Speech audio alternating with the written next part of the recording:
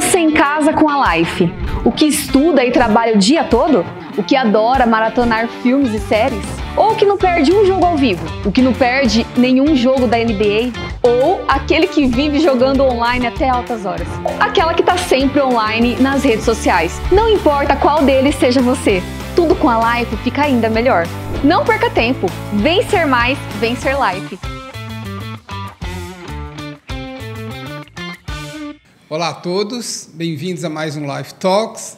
O Life Talks é uma iniciativa da Life que reúne pessoas que a gente gosta, pessoas que são importantes para a comunidade, pessoas que somam no nosso dia a dia, pessoas que têm o que dizer e pessoas que trocam ideias importantes com os nossos colaboradores, com os nossos clientes e as pessoas que nos seguem nos diversos modos aí, né? E nessa ocasião, nós estamos recebendo a doutora Marina Toffoli, né? Vou dizer doutora, eu nunca chamei ela de doutora, mas é a advogada Marina Toffoli, que é advogada, tributarista, mãe, liderança, uma pessoa que eu tenho como, né, referência aqui na nossa cidade. E me ajudando a receber a Marina, está aqui a Glaís, né, presente, né, sempre junto. E é isso aí. Muito obrigado pela presença, muito obrigado. Hoje, que é o Dia Internacional da Mulher, a gente está desdobrando esse dia, né, porque essa entrevista não vai ao ar hoje, mas nem por isso esse dia se torna menos importante, muito pelo contrário. É justamente por ser o Dia Internacional da Mulher que a gente está recebendo pessoas especiais como você. Obrigada, gente. Fiquei honrada, fiquei até emocionada com essa recepção tão calorosa. Então, obrigada. Fiquei feliz de estar aqui também e muito feliz pelo convite. E eu queria te dizer só que não precisa, pode continuar não me chamando de doutora. Sou só advogada, pode me chamar de Marina, tá tudo bem. Essa é uma coisa bem interessante, né? Essa questão do doutor, Sim. Tem advogado que fica sentido se você não chama de doutor. Né? Tem gente que faz questão do título, né? Bom, eu não sou essa pessoa. Eu prefiro que me chame pelo nome, eu acho que até que aproxima uma coisa, né? A gente tá... Eu acho também. É uma preferência pessoal. Perfeito. Prefiro que me chame pelo nome, por favor.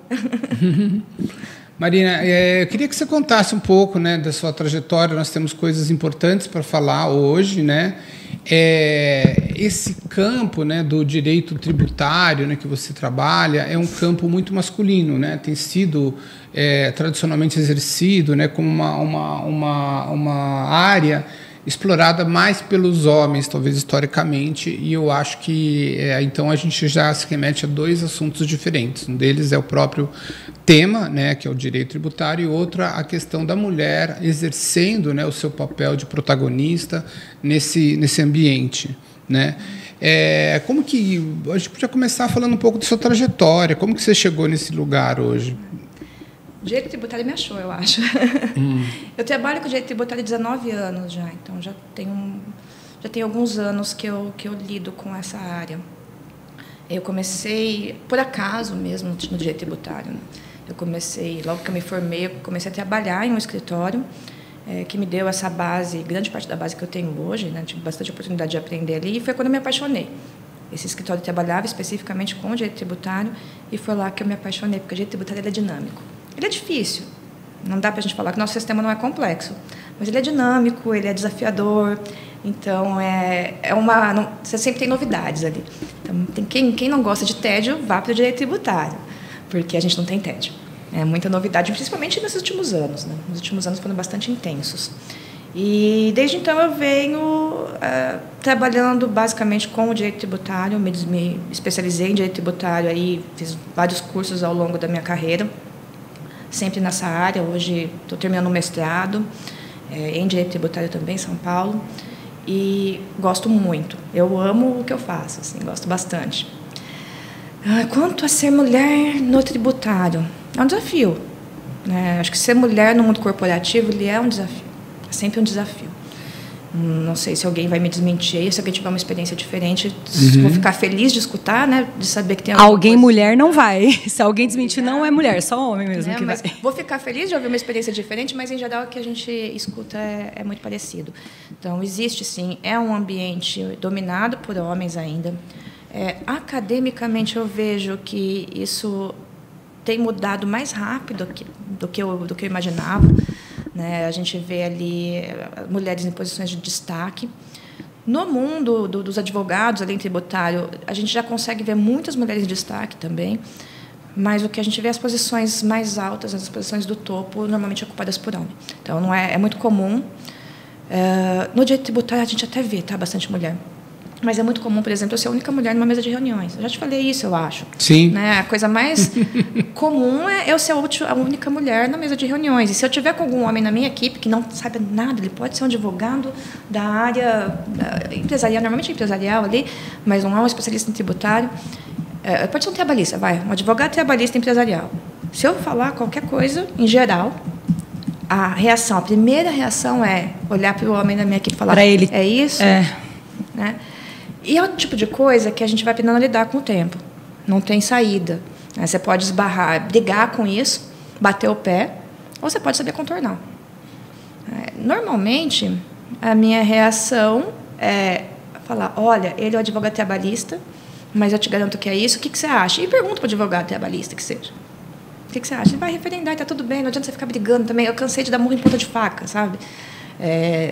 Não adianta brigar ali. Não precisa ficar se provando mais, né? Brigar em outros lugares, não é ali, né? Não é na mesa.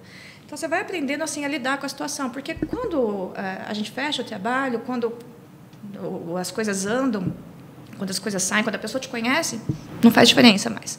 Né? Se é homem ou se é mulher, em geral. Né? Depois que a pessoa já me conhece, eu costumo ter ótimas relações e já não vejo mais o preconceito acontecer. Mas o inicial é sempre um desafio. Né? Você sempre tem que ir ali, respirando 3 vezes e se colocando com muito mais, o que eu acho, uma percepção pessoal. Eu tenho que me preparar muito mais do que um homem para uma reunião. Eu tenho que saber exatamente tudo sobre aquele assunto que eu vou tratar. Porque eu acho que a cobrança, a desconfiança é um pouco maior. Foi coisas assim, isso é como eu lido. Né? O que eu extraí da minha experiência, o que deu certo para mim. Não sei se é o melhor, se é o pior, mas é o que dá certo. Para mim, até hoje, tem dado certo. O se provar o tempo inteiro é uma coisa que já faz parte. Não deveria, né? Não. Mas a mulher, ela precisa mesmo se provar o tempo inteiro. Minha sorte é que eu gosto de estudar, então... Mas é isso, a gente se provar o tempo inteiro. Né? Triste, né? Mas que bom que você dá conta, que as mulheres dão conta e que a gente está aqui para isso mesmo. Acho que a gente está aqui para falar, para dar parabéns para a gente. Eu tenho a impressão, às vezes, que esse preconceito, às vezes nem sempre é consciente, mas muitas vezes sim, ele vem como um instrumento meio que de defesa, né, dos homens, somente daquela coisa da identidade, do advogado, querer ser chamado de doutor, se colocar naquela posição. Talvez o medo de perder, né, o posto com a mulher. Medo de perder o que ele acha que é uma posição de poder, essa coisa toda que eu espero que a gente ultrapasse esse negócio todo, porque não faz bem nem para a sociedade, né? Essa questão do direito, né? Como um todo, no Brasil, ser tratado como num pedestal, né? É complicado, porque é como se as pessoas não tivessem acesso à sua própria liberdade, porque se você não tem acesso ao direito, você não tem acesso à liberdade. Se você não tem um direito que seja transparente, que seja permeável à democracia, você não tem liberdade, você não tem direito de verdade. Então, é uma questão de transformação também, não só do direito, mas também da classe política, enfim, de todo mundo que mexe com legislação, todo mundo que mexe com lei, né? Você sabe que tem um movimento muito interessante hoje do CNJ, e algumas pessoas vão discordar de mim veementemente, e entendo o argumento, eu tenho um ponto de vista relevante, sim. Mas tem o CNJ é o Conselho Nacional de Justiça. Sim. E um movimento de simplificação da linguagem. Acho que o Barroso é um cara bem engajado desse movimento. É o direito ao avesso? Não, de simplificação da linguagem mesmo. Uhum. Né? Lógico que aí você vai ter algumas discussões. Tem robô, não tem robô, tem isso. Mas a questão a linguagem ela tem que ser acessível. Qualquer pessoa, e está certo. Eu acho que a gente já está em 2024, já passou da época de advogado ter que falar difícil, de juiz ter que falar difícil, porque isso que tem um abismo entre a população. Você pega o brasileiro comum, ele não vai entender o que a decisão do STF está falando. Aí você vai propagar fake news também, gente, que já é outro problema. Aí você já vai... né? Se fosse fácil ler uma decisão do STF, não ia até melhorar as fake news? O que você acha aí? Né? Então, assim, a linguagem tem que ser acessível e tem que ser acessível. E aí alguns argumentos falam assim, mas a gente não pode reduzir, porque às vezes o direito é complexo, e aí se você reduzir muito essa complexidade, não pode ser até pouco compreensível, ou pode gerar até dúvida, ou decisões que não sejam muito boas. Mas acho que tem uma diferença muito grande entre redução de complexidade e simplificação de linguagem. Não, eu não preciso avaliar mal uma decisão, ou avaliar parcialmente, porque eu estou decidindo com uma linguagem simples. Não, é só explicar com palavras simples. E falando em palavras simples, a gente vai entrar um pouco nesse tema da reforma tributária. Porque não é nada simples. Eu confesso para vocês que eu mesmo estudei muito pouco o tema, né? Como acho que a maioria das pessoas, assim, a gente fica... Caraca, né? Escuta muita coisa, mas a legislação é muito mais sofisticada do que a gente entende. É um debate de, sei lá, de 20 anos, né, que está sendo concluído. Não é uma coisa de agora. As pessoas acham que é uma decisão executiva e não é. E aí eu queria que você explicasse, enfim, em linhas gerais, o que é reforma tributária, como que ela vai atingir, em primeiro lugar, as empresas, depois as pessoas. A gente entende que existe uma busca de simplificação. A gente vai, aparentemente, começar esse processo com um imposto de valor agregado aparentemente alto, né, acima da média. Não sei se vai ser isso, com uma série de exceções, um arcabouço de exceções que muitas vezes, aparentemente, nem sempre de natureza técnica, ou seja, grupos mais organizados conseguiram, mais uma vez, vantagens sobre outros grupos talvez não tão organizados. Alguns políticos, vamos dizer, conseguiram exercer mais influência que outros. Existem alguns desequilíbrios nesse processo que aparentemente não fizeram tão bem para o processo, enfim, para o arcabouço final da reforma. E essas são as minhas breves e, vamos dizer, levianas impressões. O que você diria a respeito? Eu acho que o primeiro ponto que você colocou aí, que é muito importante, desde que eu me entendo por gente jurídica, né, que eu estou no meio jurídico, a reforma tributária ela é tema de conversa. Sim. Né? Se tenta criar reformas tributárias no Brasil há muito tempo. Tanto que algumas legislações aí, eles ganharam essa pecha de mini-reforma, né, em algumas circunstâncias. Mas, de fato, assim, essa reforma que a gente tem hoje, né, essa emenda constitucional que foi aprovada no final do ano passado, ela é uma PEC de 2019. Tá? Então, anos aí, foram grandes juristas trabalhando na redação dessa PEC, né, que está tramitando no Congresso desde 2019. Dessa proposta de emenda constitucional, e culminou nessa emenda que foi aprovada em dezembro. Tá? Então, assim, tem uma grande diferença entre a proposta original e a que está aprovada hoje, e justamente por causa disso que você falou. Por que era a ideia, né, principal? Só fazendo um breve corte aqui, tá? Antes de a gente começar a falar dessa PEC, dessa emenda aprovada já. A reforma hoje, no Brasil, ela está sendo executada em duas frentes, no princípio. Então, o que a gente tem hoje é uma reforma sobre o consumo.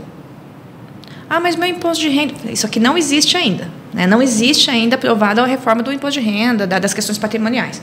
Tá? Mas, em breve, teremos. Tá?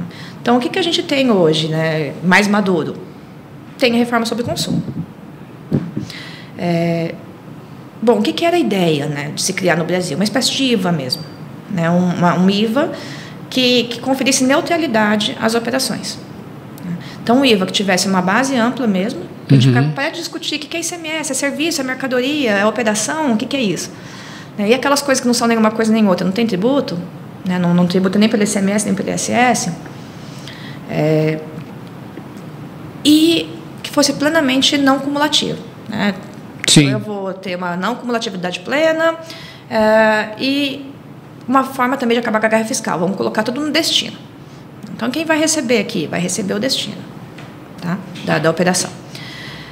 Foi muito debatido e hoje o que a gente tem, tá? O que vai mudar? Então, aquilo que era PIS e COFINS, vai virar CBS, Contribuição sobre Bens e Serviços. Tudo aquilo que era ICMS e ISS vai virar IBS, Imposto sobre Bens e Serviços. Tá? E eu vou ter esse compartilhamento estados e municípios. Tá? ICMS é do estado, hoje. ISS é do município. Né? Os dois vão compartilhar o IBS. Tá? Cada um vai criar a sua alíquota. O IPI, você vai ter ali uma transformação no imposto seletivo, entre aspas, tá? Por que uma transformação? A gente não existe, como existe para o IBS e para a CBS, a transformação, né, do ICMS e do PIS/COFINS como uma coisa certa, então vai extinguir esses tributos. Né? ICMS, ISS, PIS e COFINS vão ser extintos. Não está escrito em nenhum lugar que o IPI vai ser extinto. Tá? Espera-se que sim, que ele seja extinto, ou que ele vale apenas para algumas operações ali da Zona Franca de Manaus, tá? Mas não está escrito. E a gente tem que tomar cuidado, porque a gente está falando só da norma da Constituição, norma constitucional. A gente vai ter lei complementar aí que vai ser criada ainda para regulamentar tudo isso. Né? Então, o cenário, a gente sabe assim, um pouco do que pode vir a acontecer, que deve vir a acontecer, que a gente espera que aconteça. Mas tudo vai se concretizar mesmo depois das leis complementares que ainda não foram editadas. E aí eu vou ter, então, um imposto seletivo que deve substituir o IPI. Tá? Então, a mudança do sistema é essa, hoje. Então, eu vou ter ali, em vez desses 5 tributos, 3 tributos. Tá? Essa é a mudança. Acho que de impacto, o impacto mais relevante aí, para mim, esse é o maior trunfo da reforma. Tá?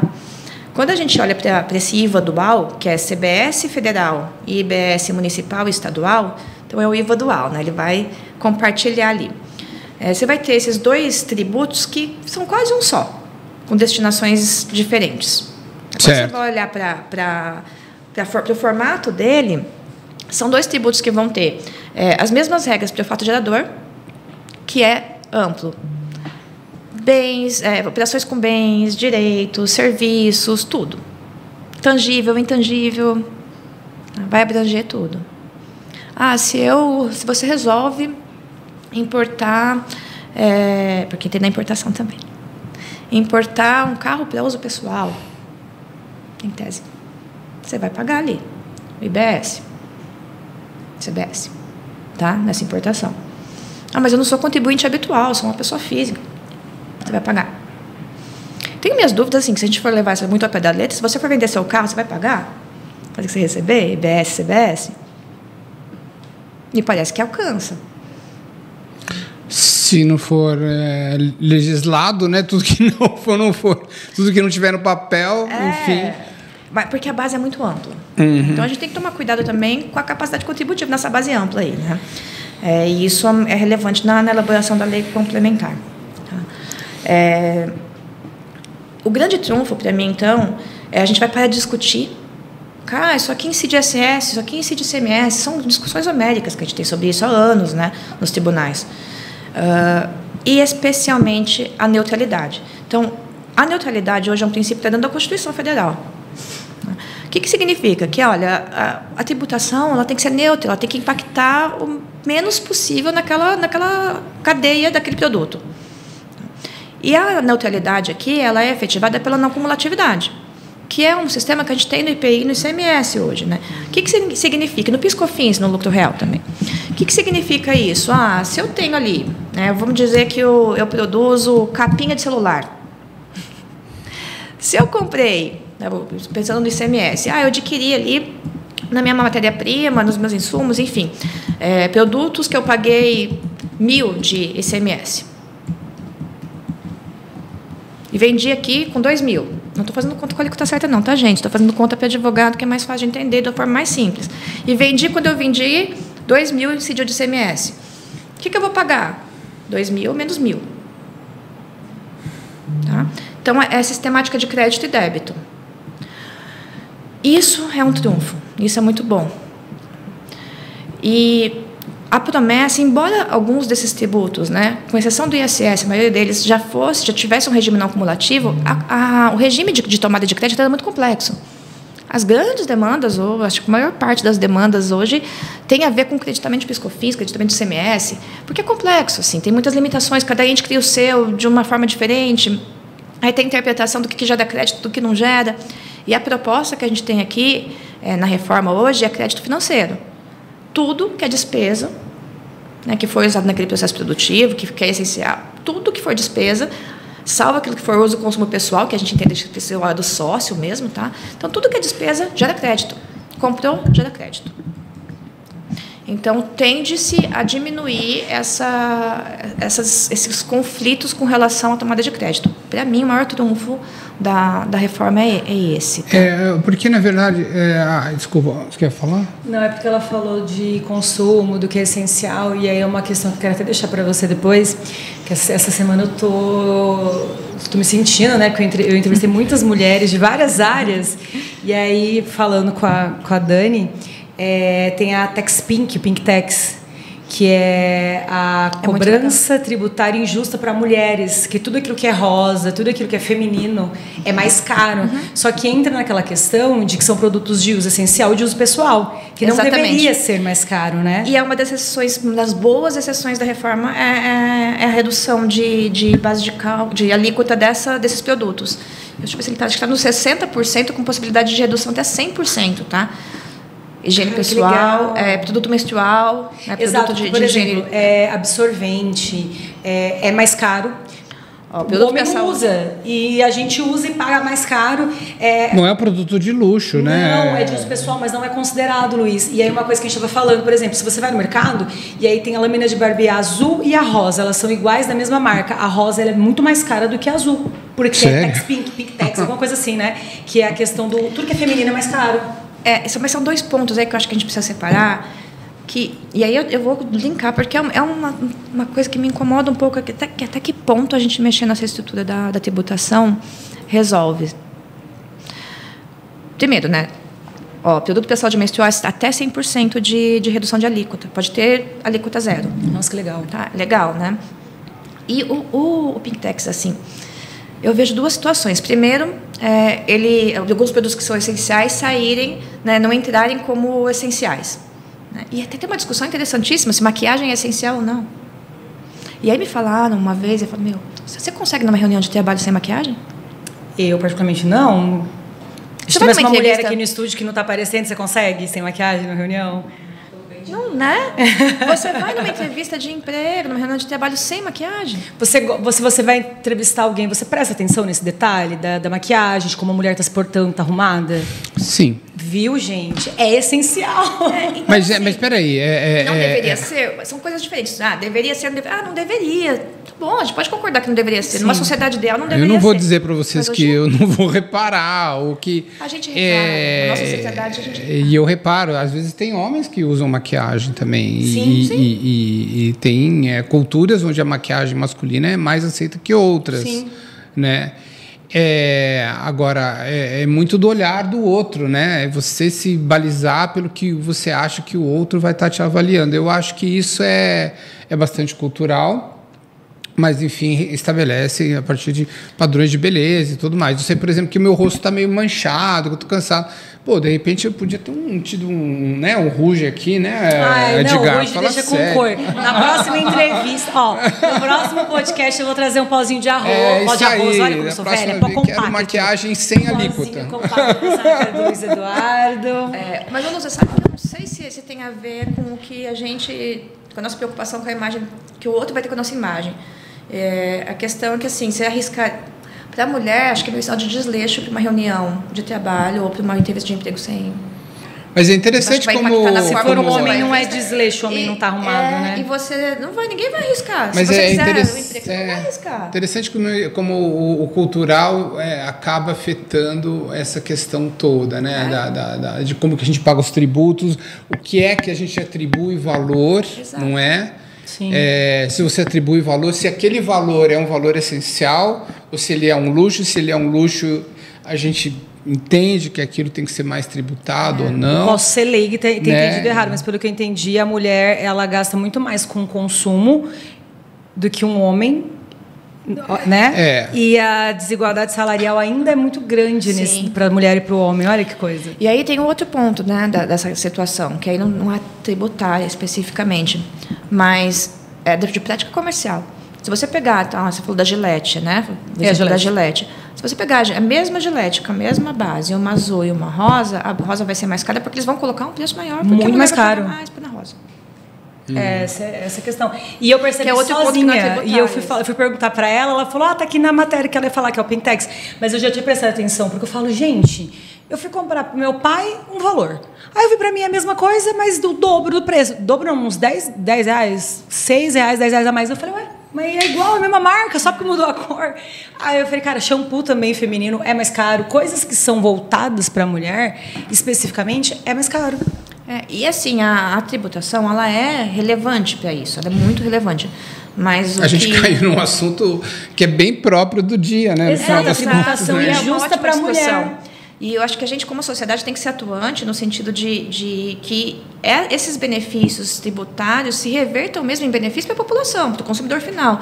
Que isso não vire, né?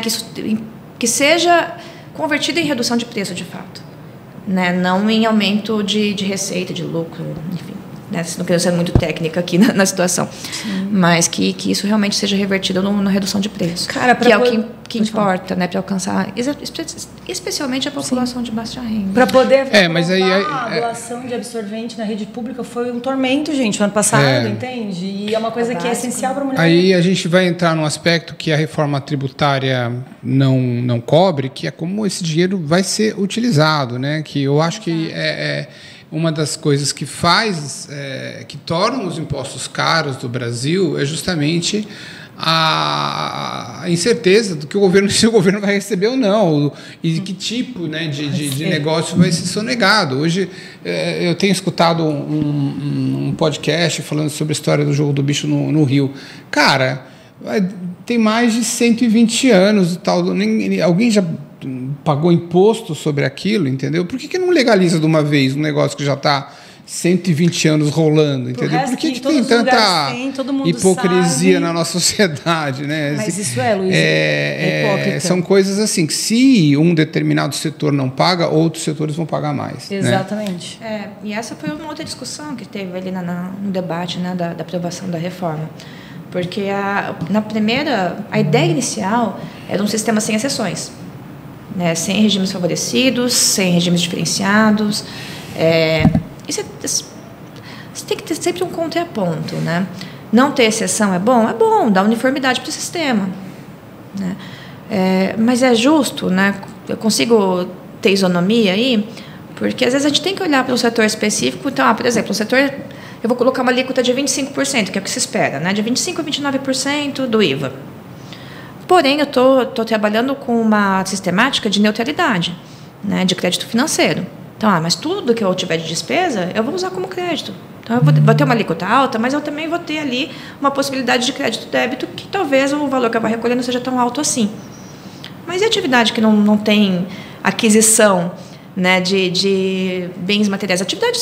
Uma das exceções é para advogado. Eu vou defender minha classe. Eu não acho uma exceção ruim, uma alteração ali, uma redução de 30% de alíquota para sociedades de profissionais de serviço intelectual, sociedade profissional regulamentada. Então, OAB, contador, já advogado, etc. Arquiteto, uma série de coisas. Você entra junto com elas, você também é arquiteto. Isso, vamos lá. Uhum. Eu acho que é uma redução de 30% ali, ela contempla essa possibilidade de olhar com caráter isonômico para essas atividades. Porque o que a gente tem despesa, gente? A gente não tem muita despesa. E aí você sai de uma alíquota de 15% para 25%, 27%, 29%, sem poder ter... Então, tem um aumento muito alto de tributação. Mas você vai passar isso aí para o seu cliente vai usar como despesa e tudo mais, esse tributo. Tem essa contraposição, mas, na prática, você tem muitas empresas que estão no Simples, muitos advogados no Simples. E aí... esses que estão no Simples, por exemplo, eles podem continuar no Simples? Pode, não vai gerar crédito.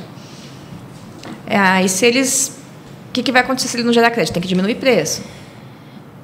Ele pode ir para o sistema híbrido? Então, ele continua no Simples, mas vai para o time, né? Vai para o regime do IVA dual? Pode. E aí, se ele está no regime do IVA dual, para ele conseguir gerar crédito, ele vai gerar o crédito que vai ajudar ele a manter ali, Mas ele não tem despesa, ele não pode tomar um aumento de alíquota muito alto, senão ele quebra. Com certeza. Então, para ele ficar no regime, até porque, né, do IVA, quanto mais sofisticado a forma como ele for pagar, mais caro também fica, né? Ele tem que contratar profissionais preparados, muitas vezes ele vai ter que ter uma estrutura contábil e tudo mais que as empresas já têm, já são onerados nesse sentido, né? Assim, grandes escritórios não me preocupam, né? Esses, assim, já são grandes empresas.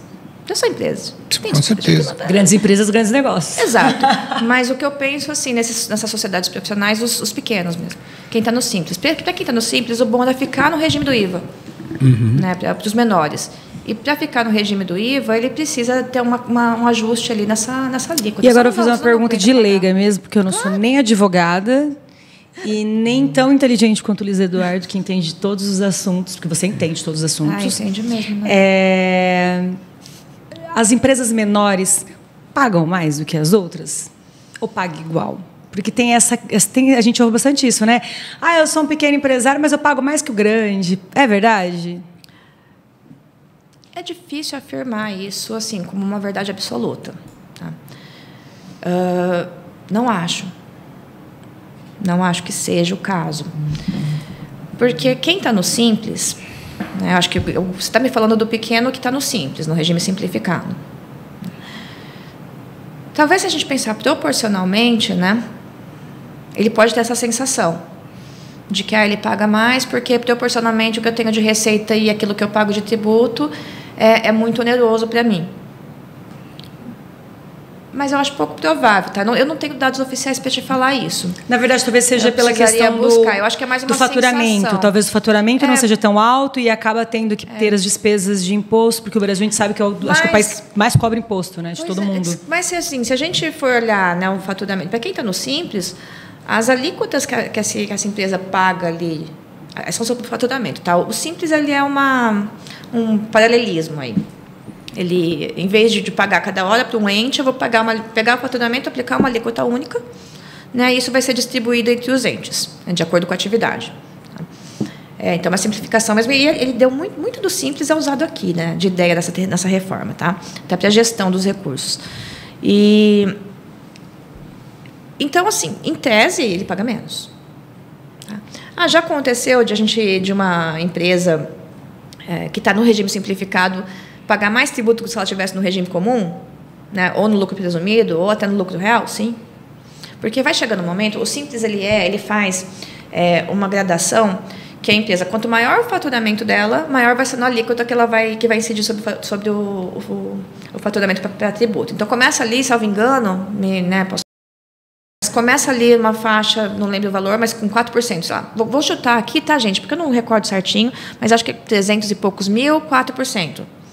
E aí, progressivamente, isso vai aumentando. Então, aumenta o faturamento 6%, aumenta 8%, tá?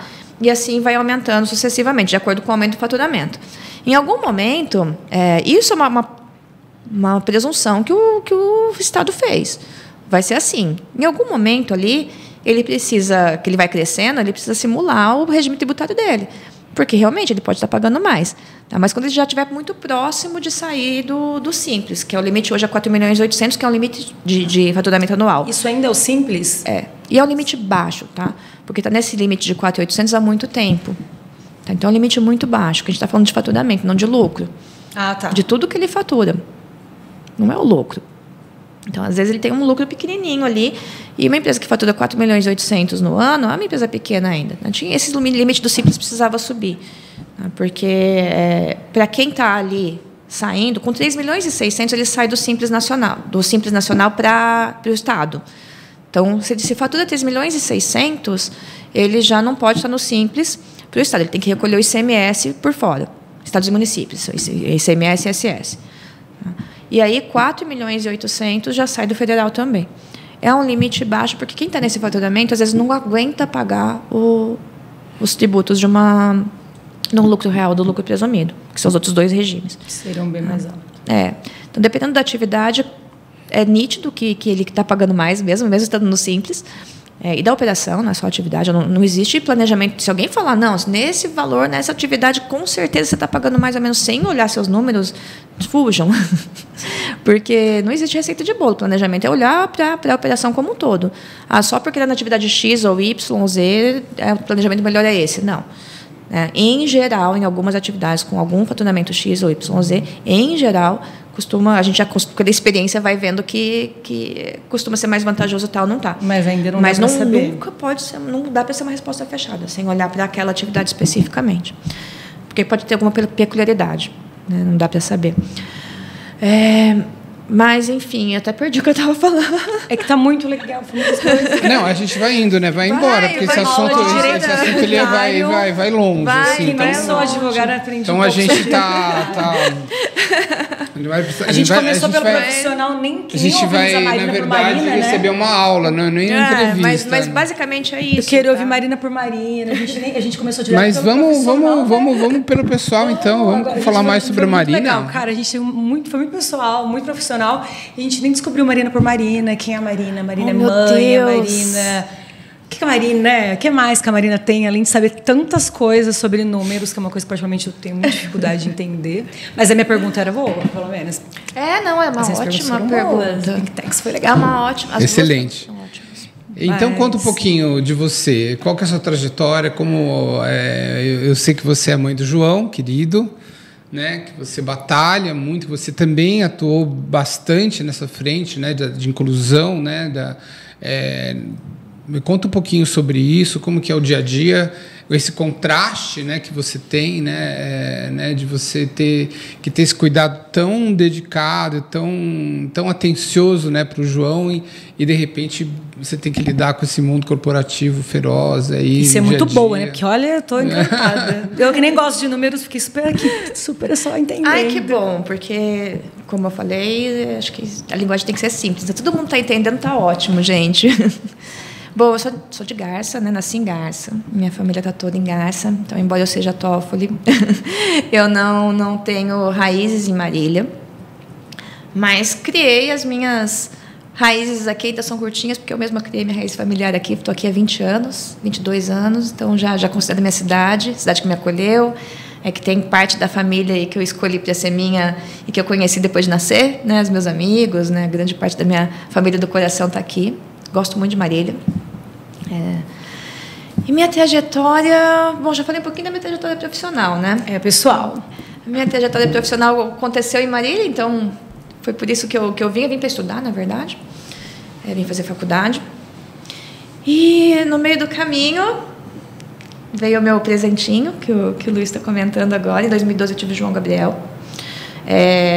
João é meu amor da vida, meu filho que me enlouquece porque tem uma personalidade maluca assim, fortíssima. Eu não sei como é pessoas que têm personalidade forte. Exato, nem eu não sei de onde ele tirou esse negócio de personalidade assim. Forte, né? Coisa ninguém assim. E o João ele veio com uma dose extra para mim de aprendizado e de sorte, hoje eu considero muito assim, que ele João tem síndrome de Down. Eu amo. Ele é maravilhoso. Cromossoma do amor. Ele é muito maravilhoso.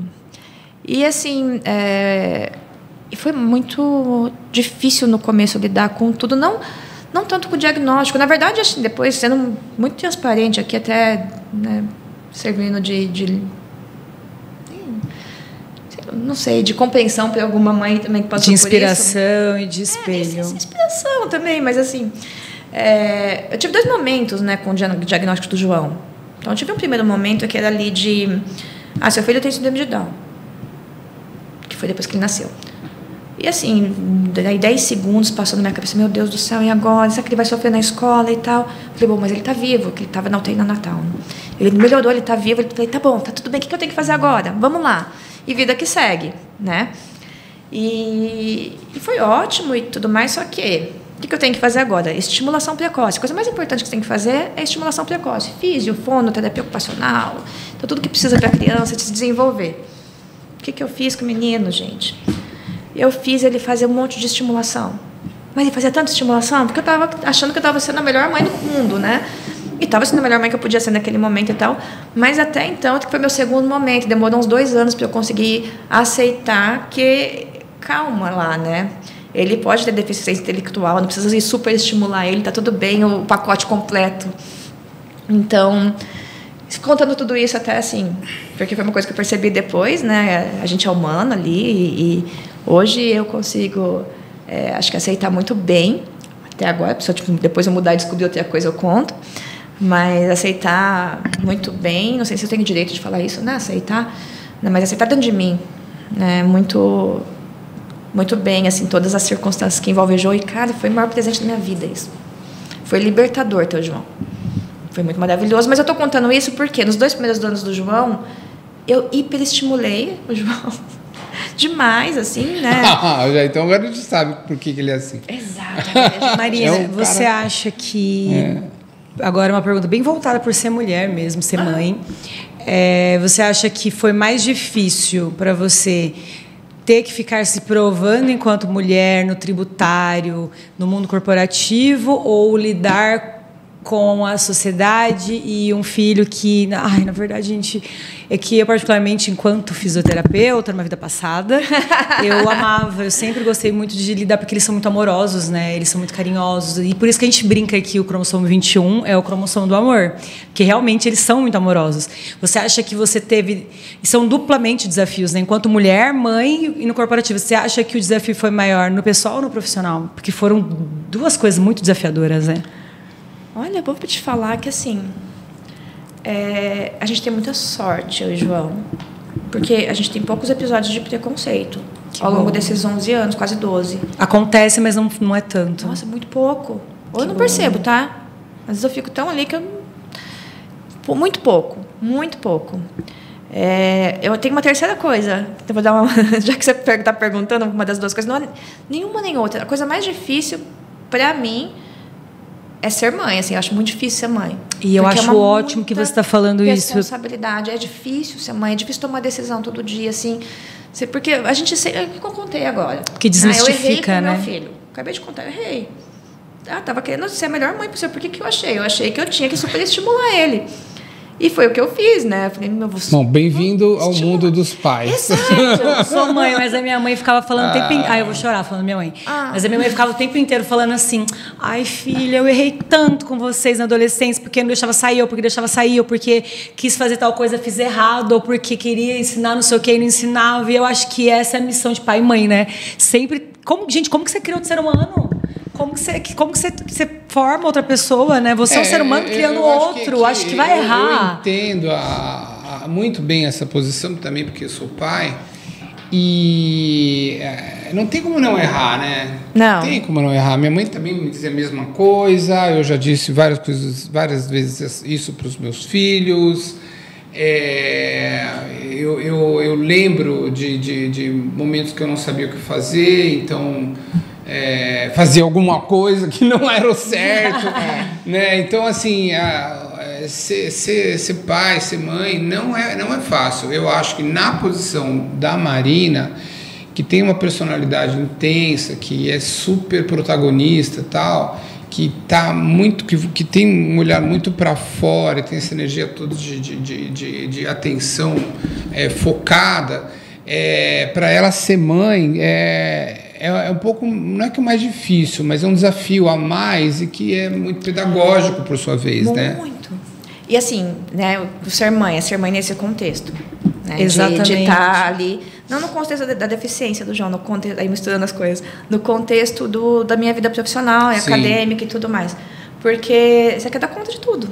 Né? E assim, são os pratos, né? A gente falou muito disso, exato. Já falei muito disso com outra entrevistada, de que tem todos os pratos, né? E assim, eu já tomei consciência que eu não consigo lidar com todos os pratos ao mesmo tempo. E ótimo, não consegue. Porque de vez em quando eu pego uns pratinhos aqui, coloco na prateleira e falo, daqui, você fica aqui, tá tudo bem, eu volto. Eu já volto. E tô aqui com os 3 pratinhos que eu consigo lidar. Lidou, tá bom, agora coloca aqui, agora pega esses outros. Porque assim, eu acho que é desumano exigir que todo mundo consiga ser 100% em tudo o tempo todo. E ninguém vai, né? Mas a gente é mais exigida. Voltando, porque hoje é o Dia Internacional da Mulher. Se alguém consegue ter esse equilíbrio, ótimo, fico... Eu já aprendi que, assim, tem dias que você é uma mãe melhor do que você, professora, ou acadêmica, ou advogada, enfim. E tem dias que eu vou ser melhor advogada e pior mãe. E é isso, a gente tem que ir equilibrando de uma forma assim, que precisa da minha atenção agora e como que eu vou dividir essa atenção.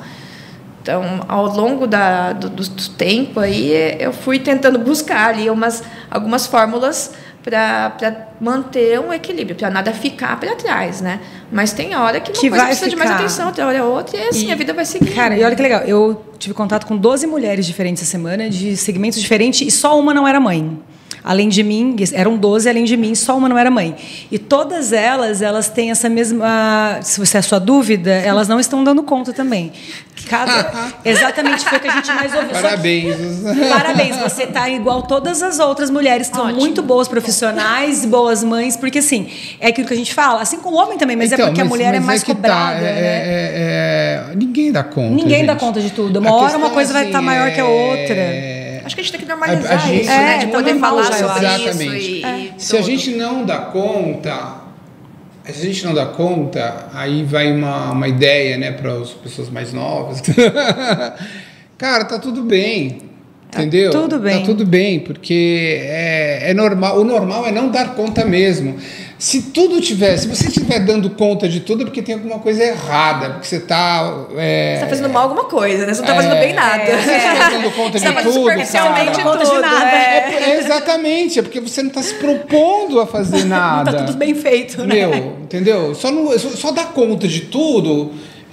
nesse universo, né, sansárico, como a gente diz, nesse universo de caos que a gente tem, de atenção dividida, de tarefas sem fim, é aquela pessoa que quer fazer coisas, entendeu? Se você quer tornar a sua vida, né, significativa, você não vai dar conta e tudo bem.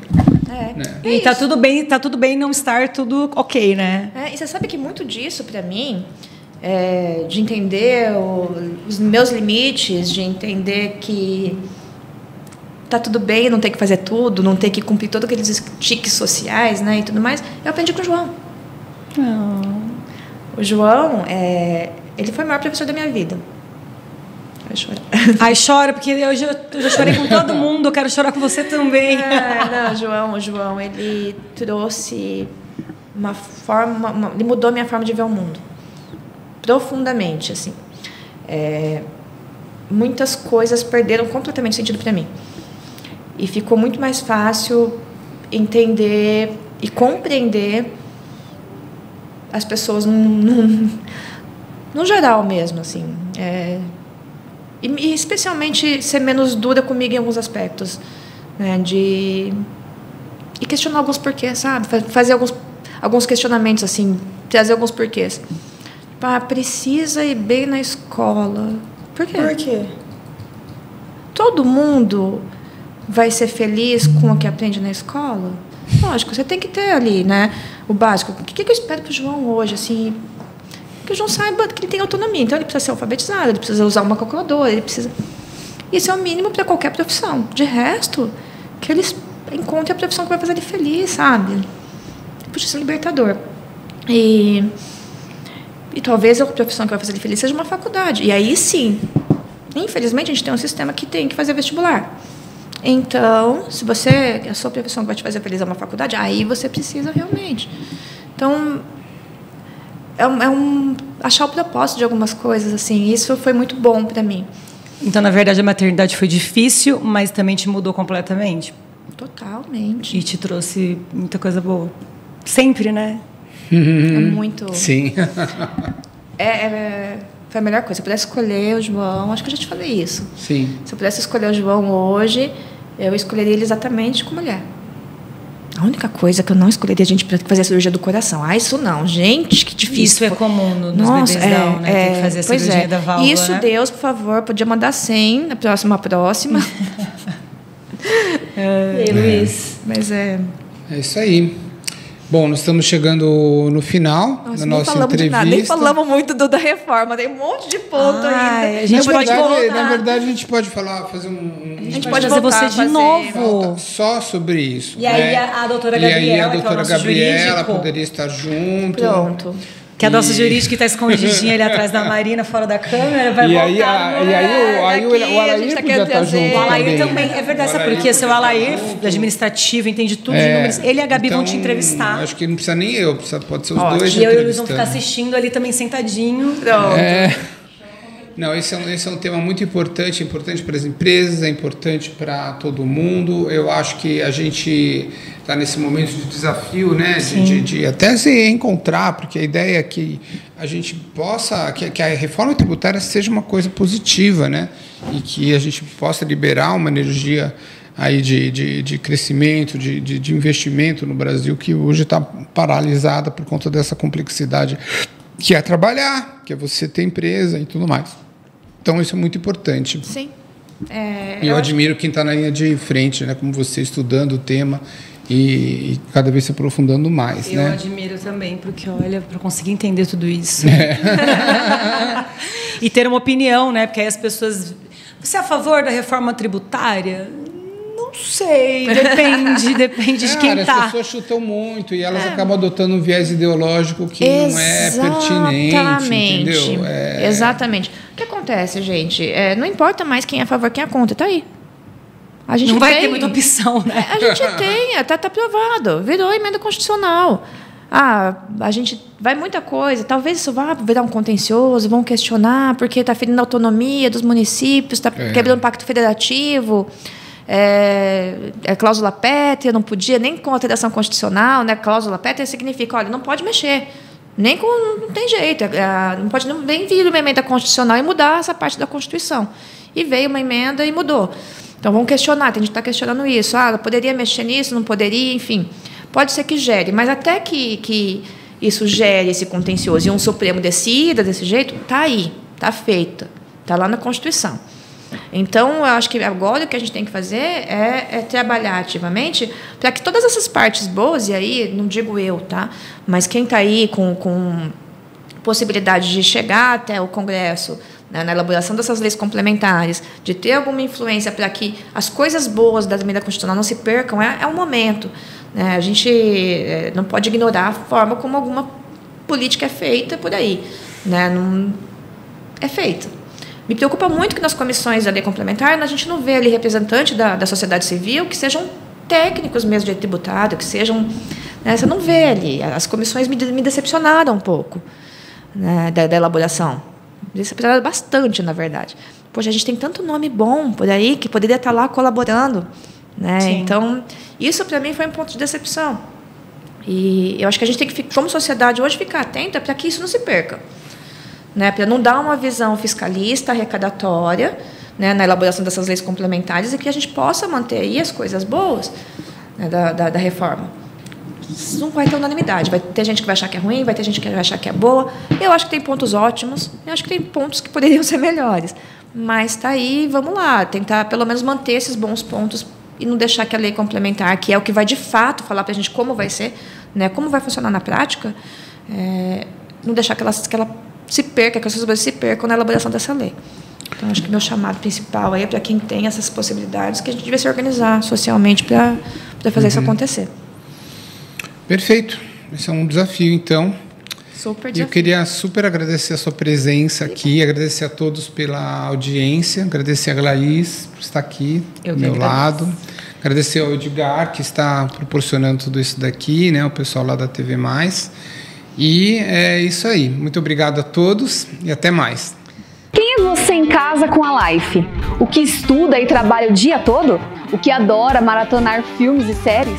Ou o que não perde um jogo ao vivo? O que não perde nenhum jogo da NBA? Ou aquele que vive jogando online até altas horas? Aquela que está sempre online nas redes sociais. Não importa qual deles seja você, tudo com a Life fica ainda melhor. Não perca tempo. Vem ser mais, vem ser Life.